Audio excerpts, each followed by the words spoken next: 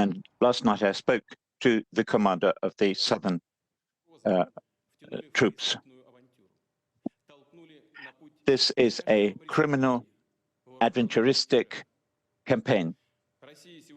It is equivalent to armed mutiny. Russia will defend itself and repel this inimical move. We are fighting for the life and the security of our citizens and our territorial integrity. It is a question of Russia's millennial history.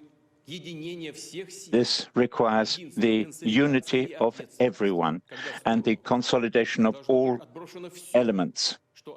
Everything has to be done in order to